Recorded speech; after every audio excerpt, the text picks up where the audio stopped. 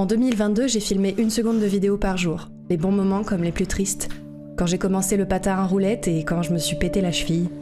J'ai voyagé, je me suis fait tatouer, je suis devenue tata. J'ai fait ma demande en mariage. J'ai fini Dark Souls et Céleste. Je me suis fait des amis et j'en ai perdu.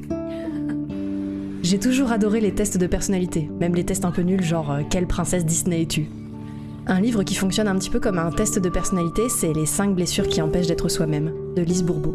Si vous détestez tout ce qui est développement personnel, il est un petit peu limite sur certains sujets, et à lire avec un regard critique. Mais il m'a aidé à comprendre quelque chose sur moi-même et sur les gens qui m'entourent. En janvier, une personne que j'admire m'a dit que je l'avais trahie et qu'elle ne voulait plus jamais que je la contacte. J'ai pleuré, j'ai essayé de réparer mon erreur. Pendant des mois, j'ai ressassé.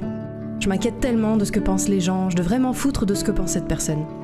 Sauf que j'avais beau trouver ça ridicule d'être autant blessée, je l'étais, profondément blessée.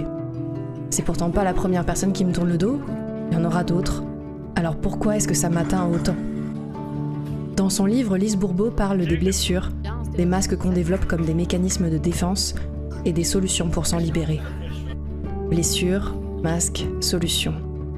Trahison, contrôlant, lâcher prise. Quelques mois plus tard, j'étais déprimée et j'ai accusé une amie proche de ne pas être assez présente quand j'en avais le plus besoin. Elle m'a dit que c'était moi le problème. Je me suis sentie trahie, j'étais révoltée, j'ai eu envie de l'exclure de ma vie.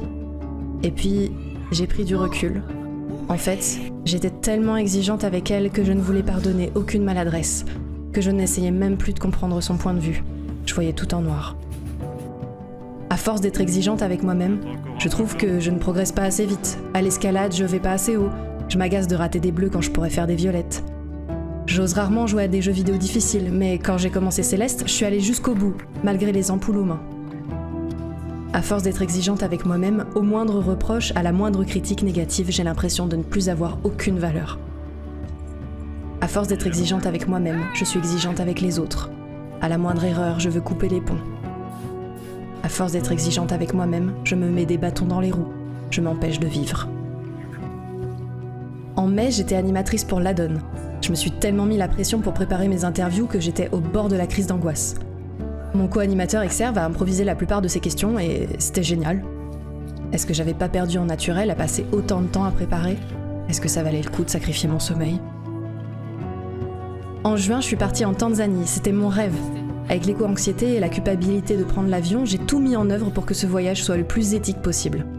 Faire du stop, prendre le bus, manger local, dormir chez l'habitant plutôt que dans des hôtels, lire sur la politique du pays, apprendre le swahili, discuter avec les gens et partager mes expériences sur Instagram.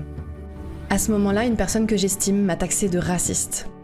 Et pour la première fois, ça m'a pris un peu de temps, mais j'ai réussi à accepter la critique, en comprenant que ce qui était critiqué, c'était pas moi, c'était mes propos. Bien sûr, la forme était un peu violente, mais j'ai fini par comprendre que mes erreurs et mes maladresses ne me définissent pas. Ma manière de les réparer et d'éviter de les reproduire beaucoup plus. En juillet, j'entame ma reconversion professionnelle. J'écris depuis que j'ai 12 ans, je veux devenir narrative designer depuis que je sais que ce métier existe. En gros, c'est scénariste de jeux vidéo. Mon CV est un parcours du combattant rempli de tentatives, d'actes manqués, de fois où j'ai reculé pour mieux sauter.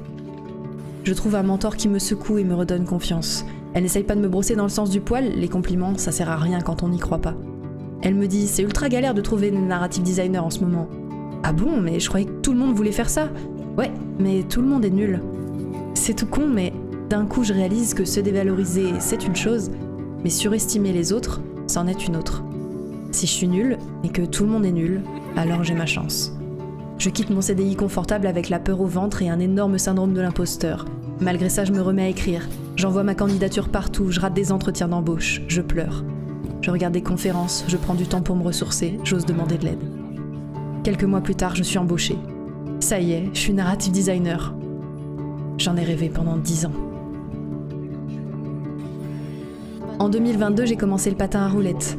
Je partage ça avec des amis, je fais des balades, mais je m'entraîne surtout toute seule. L'été, j'en fais tous les jours, je progresse très vite. En septembre, je m'inscris à des cours de skatepark pour sortir de ma zone de confort. Le prof nous pousse à dépasser nos limites. Le truc que j'entends et répète moi-même tout le temps, c'est « si tu sais faire A, tu peux faire B ». Par exemple, je bloque en haut de certaines pentes alors que j'en ai descendu des plus hautes ou des plus raides. Je me rends compte de façon très concrète que mon cerveau m'empêche de faire des choses dont je suis capable. Et quand j'arrête de l'écouter, j'y arrive. En octobre, j'apprends que mon amie indienne Priti est décédée dans un tragique accident de voiture. Je passe des jours à pleurer, tout me fait penser à elle. Je me dis que c'est injuste, elle avait mon âge et encore tellement de belles choses à vivre. Elle était le yin de mon yang, une confiance en elle à toute épreuve, peur de rien. À ce moment, je fais le vœu de ne jamais l'oublier et que son souvenir inspire chacun de mes doutes. 2022 m'a appris à me lâcher la grappe, à lâcher prise, à écouter mon cœur plutôt que mon cerveau. J'ai appris que je pouvais écrire des histoires intéressantes et concevoir des systèmes de dialogue, que je pouvais mettre des headshots sur Valorant, que je savais faire des 180 en patin, sauf quand je me pète la cheville. Pour 2023, je me souhaite de réaliser qu'on n'a pas besoin d'objectifs, qu'on peut prendre du plaisir dans le processus et non dans le résultat, que l'important n'est pas de réussir ou d'être la meilleure, mais de profiter de chaque expérience. Je conseille pas forcément l'expérience du plâtre, hein. Les béquilles, ça fait super mal aux mains. Par contre, en vrai, c'était l'occasion de me rappeler la chance immense que j'ai d'avoir des gens merveilleux qui m'entourent et me soutiennent. Et je voudrais finir cette vidéo avec un torrent d'amour pour toutes celles et ceux qui font partie de ma vie, qui m'ont fait rire, qui m'ont remonté le moral ou qui ont pleuré avec moi. Et une spéciale dédicace à ma commu qui m'a tant appris et à cause ou grâce à qui je me suis mis au patin, à Céleste, à Dark Souls, à Valorant. Je vous souhaite une année 2023 remplie de douceur, de fou rire et de premières fois, de belles amitiés et de bonnes nouvelles. Je vous souhaite de réussir à vous lâcher la grappe. La vie est trop courte. Tu peux nous faire une glissade si tu veux.